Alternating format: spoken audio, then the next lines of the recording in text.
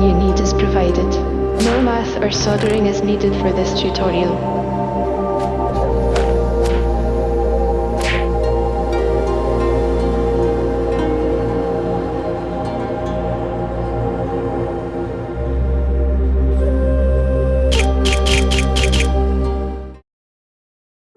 Warning: electricity can be dangerous.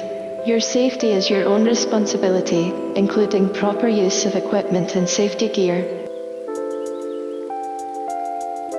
We only need the red and black wires. If you are a younger person or are inexperienced with electrical devices, ask for help from a parent, teacher or a licensed professional. It's the current that kills. Do not attempt to wire anything to your electrical outlet. Unplug wiring and batteries when you leave the room. Values as low as 20 milliamps can hurt your heart, and stop it as current approaches 100 milliamps, which results in death. Always use common sense. Never work when fatigued or tired.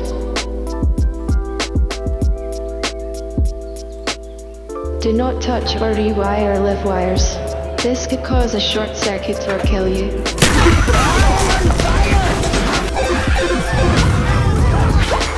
We must add a resistor to absorb the excess power. Please let me do the calculations for you.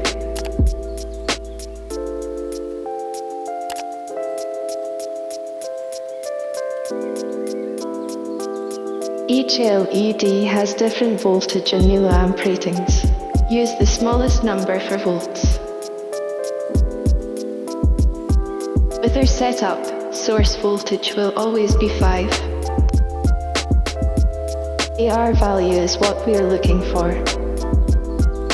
Take careful note to this value. If you get anything higher than 1/4, then you need to take a special step. Here's how I organized my example. The numbers always correspond to the correct wires on the Lego holder, left to right. Notice how slot 4 needed 2 resistors. Find the resistors needed and put them in the right slots, rounding up to the nearest value if you don't have a certain number. Don't go lower or you'll let go bye-bye. The black wire is negative. We'll connect it to a stripped copper speaker wire to make a conductive rod to connect resistors to. This design uses pressure to keep the resistors in place and can be extended to power an array much larger. Simply connect all positive LED leads to the positive from the USB. Use a paper clip or stripped wire to do so.